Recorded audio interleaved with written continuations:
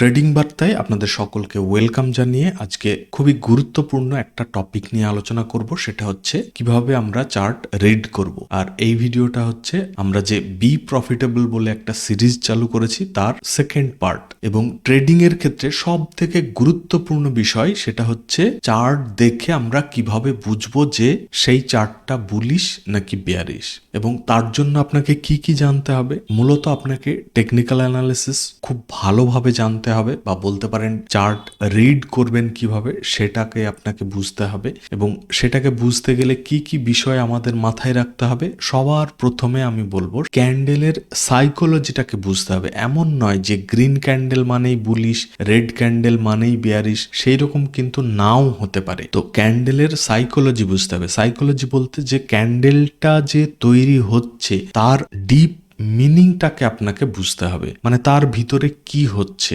সেখানে বায়াররা প্রচন্ড অ্যাগ্রেসিভ নাকি সেলাররা অ্যাগ্রেসিভ, নাকি দুজনেই সমান সমান, বা কি এমন ঘটছে যাতে ক্যান্ডেলটা দেখতে এক এক রকম হচ্ছে, এবং কিরকম দেখতে হলে তার নেক্সট ক্যান্ডেল কি হতে পারে, বা তার নেক্সট পদক্ষেপ কি হতে পারে, বা ট্রেন্ড চেঞ্জ হতে পারে কি, নাকি সেম ট্রেন্ড কন্টিনিউ করতে পারে কি, সেই জিনিসগুলো কিন্তু এই ক্যান্ডেল দেখেই কিন্তু বোঝা যেতে পারে। বাট হ্যাঁ, যে কোনো জিনিস এমন নয় যে 100% আপনার অ্যাকুরেট ভাবে কাজ করবে। আপনাকে চলতে হবে ম্যাক্সিমাম ক্ষেত্রে যেটা ঘটবে সেই জিনিসগুলো নিয়ে চলতে হবে, মানে আপনাকে সবসময় প্রবাবিলিটির উপরে কাজ করতে হবে। আচ্ছা, তাহলে দু একটা কথাই আমি এই ক্যান্ডেলের সাইকোলজিটাকে শেষ করব, তারপরে নেক্সট বিষয়টা নিয়ে আলোচনা করব, কারণ আজকে চার্ট রিডিং এর পুরো ব্যাপারটা আমরা কমপ্লিট করব। ঠিক আছে, যেমন একটু আগে আমি বললাম যে সমস্ত গ্রিন ক্যান্ডেল বুলিশ নাও হতে পারে, আবার সমস্ত রেড ক্যান্ডেল মানেই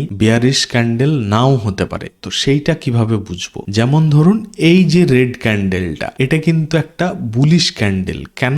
এটা রেড হলেও কিন্তু বেয়ারিশ ক্যান্ডেল বলবো না আমরা। কারণ কি? কারণ হচ্ছে নিচে থেকে প্রাইস রিজেক্ট করে উপরে গিয়ে ক্লোজ করেছে, মানে এখানে বায়াররা কিন্তু প্রচন্ড অ্যাগ্রেসিভ বা বায়াররা পাওয়ারফুল, সেই কারণে এই ক্যান্ডেলটাকে কিন্তু আমরা বুলিশ ক্যান্ডেল বলবো। এবং কিভাবে দেখবেন যে এই ক্যান্ডেলের উইকটা হবে বড় এবং বডিটা হবে ছোট, এবং নিচে থেকে উপরের দিকে যখন পুশটা বেশি থাকবে, মানে উইকটা যখন নিচের দিকে বেশি থাকবে, তখন কিন্তু সেইটা বুলিশ ক্যান্ডেল হওয়ার একটা প্রবাবিলিটি থাকবে। আবার যদি আমরা একটা গ্রিন ক্যান্ডেল খুঁজি যে সেটা বুলিশ ক্যান্ডেল নয়, তাহলে আমরা বলবো এই লাস্টের আগের ক্যান্ডেলটা, মানে লাস্ট সেকেন্ডটা, এইটা কিন্তু একটা বেয়ারিশ ক্যান্ডেল। যদিও বা গ্রিন ক্যান্ডেল, তবুও কিন্তু একটা বেয়ারিশ ক্যান্ডেল। কারণ কি না, উপর থেকে একটা রিজেকশন এসেছে, মানে সেলাররা প্রচন্ড ভাবে নিচের দিকে পুশ করছে, মানে এখানে সেলাররা কিন্তু বেশি পাওয়ারফুল। ঠিক আছে, তো এই জিনিসটাকে আপনাকে রপ্ত করতে হবে। ক্যান্ডেল দেখে আপনাকে বুঝতে হবে যে সেটা বুলিশ ক্যান্ডেল নাকি বেয়ারিশ ক্যান্ডেল। যেমন ধরুন এইটা প্রচন্ড ভাবে বেয়ারিশ ক্যান্ডেল। কারণ কি, একটা সলিড বডি, এর উইক বলতে সেরকম কিন্তু নেই, খুবই ছোট। এবং বুলিশ ক্যান্ডেল কোনটা? এইটা খুবই ভালো একটা বুলিশ ক্যান্ডেল, এটাও একটা খুবই ভালো বুলিশ ক্যান্ডেল। এবার আসি ডোজি ক্যান্ডেল। ডোজি ক্যান্ডেল বলতে যার উইক দুই দিকেই মোটামুটি সমান এবং বডি খুবই সামান্য বা নেই বলতেই চলে, সেই রকম একটা ক্যান্ডেল। এই ডোজি ক্যান্ডেল কিন্তু একটা খুবই গুরুত্বপূর্ণ ভূমিকা পালন করে। কিরকম? অ্যাকচুয়ালি হচ্ছে ইনডিসিসিভ ক্যান্ডেল, মানে বায়ার এবং সেলার দুজনেই কিন্তু সমান পাওয়ারফুল, মানে দুজনেই দুই দিক থেকে ট্রাই করছে মার্কেটকে তার নিজেদের দিকে নিয়ে যাওয়ার, বাট আলটিমেটলি ইকুয়াল ভাবে একটা জায়গায় ক্লোজ হচ্ছে, সেই জন্য ডোজি ক্যান্ডেল হচ্ছে। মানে এইরকম সিচুয়েশন হলে মার্কেট উপরে যাবে নাকি নিচে যাবে সেইটা কিন্তু বোঝা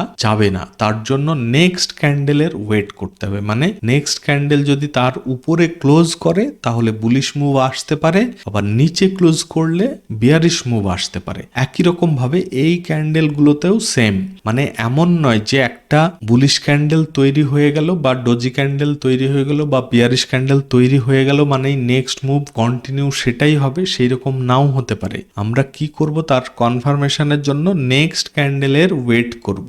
যদি কোনো বুলিশ ক্যান্ডেলের উপরে নেক্সট ক্যান্ডেল ক্লোজ করে তাহলে তারপরে কিছুক্ষণ অন্তত নেক্সট মুভটা বুলিশ মুভ হতে পারে। ঠিক আছে, তো সেই রকম ভাবে আমরা ক্যান্ডেলস্টিক প্যাটার্ন দেখে কিন্তু মার্কেটের ডিরেকশন বা নেক্সট মুভ কি হতে পারে বা চার্ট দেখে আমরা বুঝতে পারবো যে সেখানে বায়ার নাকি সেলাররা বেশি অ্যাগ্রেসিভ। ঠিক আছে, তো সেই জিনিসটা আমরা বুঝবো। যদি আমরা ক্যান্ডেলের নাম মনে রাখতে নাও পারি তবুও কিন্তু কোনো অসুবিধা নেই, শুধু জাস্ট আপনাকে ফাইন্ড করতে হবে 3 রকমের ক্যান্ডেল, যে bullish candle, bearish candle, indecisive candle, এবং তার উপরে নাকি নিচে নেক্সট ক্যান্ডেল ক্লোজ হচ্ছে। এই জিনিসটুকু জানলেই কিন্তু আপনার অনেকখানি ক্লিয়ার হয়ে যাবে এবং সেটাকে প্র্যাকটিস করতে থাকতে হবে। প্রত্যেকটা ক্যান্ডেল আপনাকে রিড করে করে, এমন নয় যে আপনাকে লাইভ মার্কেটে বসেই রিড করতে হবে, আপনি সন্ধ্যাবেলায় বসে আফটার মার্কেটও কিন্তু প্রত্যেকটা ক্যান্ডেল দেখে দেখে তারপরে কি হয়েছে, তারপরের ক্যান্ডেল কি করেছে, তো এইরকম ভাবে একটু প্র্যাকটিস করতে থাকবেন। এবং সেই সঙ্গে এই ক্যান্ডেলস্টিক প্যাটার্নের সঙ্গে সঙ্গে চার্ট প্যাটার্ন নিয়েও আপনাকে যথেষ্ট নলেজ রাখতে হবে, যেমন এম প্যাটার্ন, ডাব্লিউ প্যাটার্ন, সেগুলোও কিন্তু যথেষ্ট গুরুত্বপূর্ণ। কিরকম, যেমন যদি এম প্যাটার্ন বটমে হয় মানে সাপোর্টের কাছে, তাহলে কিন্তু সেইটা ফেল হওয়ার চান্স বেশি, বাট এম প্যাটার্ন যদি টপে হয় মানে রেসিস্টেন্সের কাছে হয়, তাহলে কিন্তু সেটার কাজ করার চান্সটা অনেক বেড়ে যায়। একই রকম ভাবে ডাব্লিউ প্যাটার্ন যদি নিচে হয় মানে সাপোর্টের কাছাকাছি হয়, তাহলে কিন্তু সেটার সাকসেস রেট অনেক বেশি হতে পারে। সেরকম আরো অনেক আছে, head and shoulder pattern, rounding bottom, cup with handle, এরকম আরো অনেকগুলো আছে, সেগুলো একটু জাস্ট সার্চ করে পড়াশোনা করে নেবেন। তবে হ্যাঁ, সমস্ত কিছু আপনাকে নলেজ রাখতে হবে। সেই সঙ্গে ট্রেন্ড লাইন, সাপোর্ট, রেসিস্টেন্স, আমরা অনেকে ভুল করি কি, যে প্রাইস সাপোর্টের কাছাকাছি আসলেই আমরা কিন্তু বাই করে নিই এবং আমরা কি বলতে থাকি যে সাপোর্ট এখন আর কাজ করে না, রেসিস্টেন্স আর কাজ করে না। সমস্ত কিছুই কিন্তু কাজ করে, বাট তার একটা নির্দিষ্ট নিয়ম আছে। আমরা সেই সমস্ত নিয়মগুলো পালন না করে আমরা কি করি, ছোট্ট একটা কিছু রুলস নিয়ে সেইটা নিয়ে আমরা অ্যাপ্লাই করে দিই, বাট পুরো রুলসটা কিন্তু আমরা অ্যাপ্লাই করি না, আর সেই কারণেই কিন্তু কাজ করে না। যেমন ধরুন, সব থেকে বড় ভুল যেটা করি, সাপোর্টের কাছাকাছি আসলেই আমরা কি করি, এখান থেকে আপ মুভ আসবে আমরা বাই করতে শুরু করে দিই, বা রেসিস্টেন্সের কাছে আসলেই আমরা সেল করতে শুরু করে দিই যে এখান থেকে ফল করবে। সেই রেসিস্টেন্সটা কাজ করবে কিনা সেটার একটা কনফার্মেশন তো নিতে হবে, সেই কনফার্মেশনটা কিন্তু আমরা সবসময় নিই না, এটা একটা কিন্তু বড় ভুল। সেই কনফার্মেশনটা কিভাবে নেবেন, রেসিস্টেন্সের কাছে আমাদেরকে খুঁজতে হবে হয় রিজেকশন ক্যান্ডেল বা ডোজি ক্যান্ডেল, মানে আলটিমেটলি আপনাকে সেখানে একটা সেল সাইডের ভালো একটা ক্যান্ডেল এবং তার নিচে নেক্সট ক্যান্ডেল ক্লোজ করছে কিনা। যেমন ধরুন এখানেই যেটা হয়েছে, এটা কিন্তু একটা ডোজি ক্যান্ডেল বলতে পারি, এবং এই ডোজি ক্যান্ডেলের নিচে যখন এই ক্যান্ডেলটা ক্লোজ করছে, তার নিচে কিন্তু আমরা ভালো একটা মুভ পেতে পারি। একই রকম ভাবে হয়েছে। আবার এটাকে যদি সাপোর্ট ধরি, এই সাপোর্টের কাছে একটা খুব ভালো রিজেকশন ক্যান্ডেল তৈরি হয়েছে বা বুলিশ ক্যান্ডেল তৈরি হয়েছে, তার উপরে যখন ক্লোজ করছে আমরা কিন্তু একটা ভালো বুলিশ মুভ এক্সপেক্ট করতে পারি। এবার সাপোর্টের কাছে যদি এরকম রিজেকশন ক্যান্ডেল না পায় বা ভালো বুলিশ ক্যান্ডেল না পায়, তাহলে আমাদের এন্ট্রি করার কোনো মানে হয় না। বা ভালো বুলিশ ক্যান্ডেল পেলেও তার উপরে নেক্সট ক্যান্ডেল কি ক্লোজ করছে সেটার জন্য আমরা ওয়েট করি না। তো এরকম অনেকগুলো ভুল করি, তো সেই জিনিসগুলোকেও কিন্তু আমাদেরকে মেনে চলতে হবে যে সাপোর্টে আমরা তখনই বাই করব যখন একটা রিজেকশন ক্যান্ডেল দেখব বা খুব ভালো বুলিশ ক্যান্ডেল দেখব এবং তার উপরে ক্লোজ করবে ক্যান্ডেল, দেন আমরা এন্ট্রি করতে পারি। একই রকম ভাবে রেসিস্টেন্সের ক্ষেত্রেও সেম, ঠিক আছে।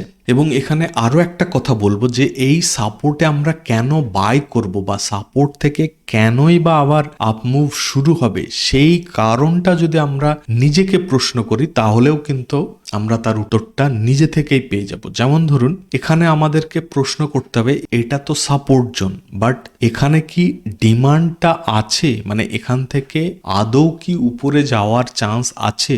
চান্সটা কখন থাকবে? যখন এখানে ডিমান্ডটা থাকবে। আর সেই ডিমান্ডটা আছে কিনা কিভাবে বুঝবো? এই ক্যান্ডেলস্টিক প্যাটার্ন দেখে, যে এখানে ভালো বুলিশ মুভ তৈরি হচ্ছে। এবং তার সঙ্গে আর একটা কনফার্মেশন কি দেখে আমরা বুঝবো যে এই যে রিজেকশনটা হয়েছে সেখানে ভলিউমটা কি হাই হয়েছে, সেই ভলিউমটা কিন্তু আমাদেরকে দেখতে হবে। যদি দেখা যায় এরকম রিজেকশন ক্যান্ডেল তৈরি হয়েছে বাট ভলিউমটা কিন্তু লো, তাহলে কিন্তু সেখানে কোনো লাভ নেই, ঠিক আছে। এবং ভলিউমটা আরো ভালোভাবে ক্লিয়ার ভাবে বুঝতে গেলে আমাদেরকে 1 মিনিট টাইম ফ্রেমে গিয়ে সেখানে কি ঘটেছে সেই জিনিসটাকে আমাদেরকে দেখতে হবে। কারণ অনেক সময় 5 মিনিট ক্যান্ডেলে দেখলাম একটা বুলিশ ক্যান্ডেলে খুব ভালো ভলিউম, বাট 1 মিনিটে গিয়ে দেখলাম যে না, সেখানে গিয়ে ব্যাপারটা পুরোপুরি অপোজিট। তো সেটা হতে পারে। তো সেই কারণে আমরা 1 মিনিট টাইম ফ্রেমে গিয়ে ভলিউমটা একবার দেখে নেব যে এই যে রিজেকশন ক্যান্ডেল বা এই যে রিজেকশন ক্যান্ডেল তৈরি হয়েছে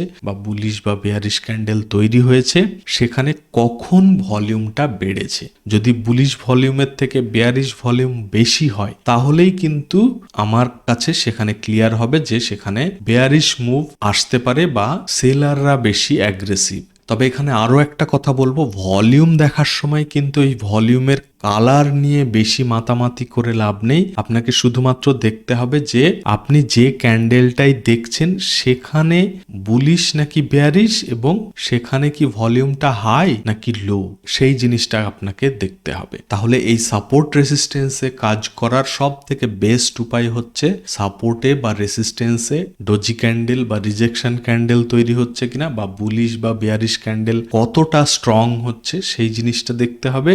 কিভাবে স্ট্রং বুঝবেন? ভলিউম দেখে আপনাদেরকে স্ট্রংনেসটা বুঝতে হবে এবং সেই ভলিউমটা 1 মিনিট টাইম ফ্রেমে গিয়ে দেখলে বেস্ট একটা রেজাল্ট পেতে পারেন, ঠিক আছে।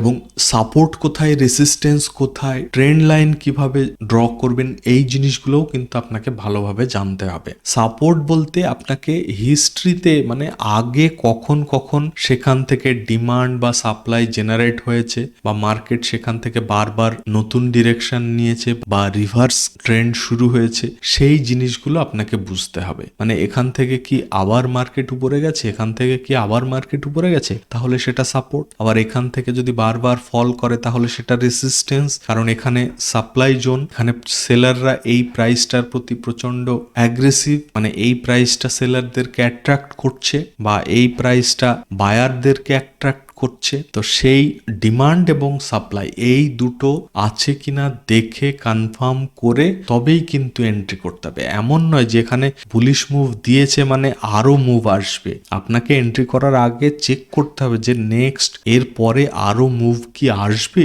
সেই মুভমেন্টটা আসবে কি আসবে না সেটা বলবে এই ক্যান্ডেল, এই volume, support, resistance, demand, supply, এই জিনিসগুলোই।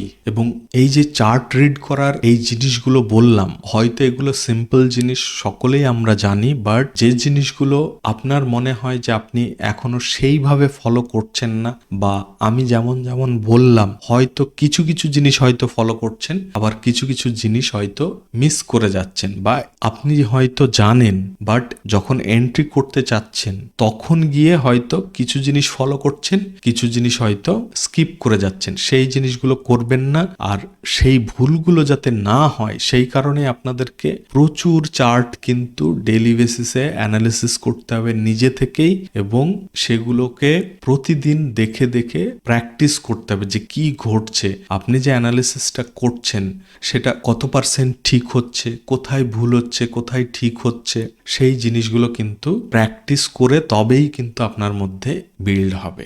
আশা করছি আজকের ভিডিও আপনাদেরকে অনেক হেল্প করবে এবং সকলকেই রিকোয়েস্ট করব যে নিজেরা ভালোভাবে প্র্যাকটিস করতে থাকুন, তবেই কিন্তু একজন সাকসেসফুল ট্রেডার হতে পারবেন। আর ভিডিওটা ভালো লাগলে অবশ্যই লাইক করবেন, চ্যানেল যদি এখনো সাবস্ক্রাইব করে না থাকেন অবশ্যই সাবস্ক্রাইব করে নেবেন। সকলে ভালো থাকবেন, আজকে এই পর্যন্তই, বাই বাই।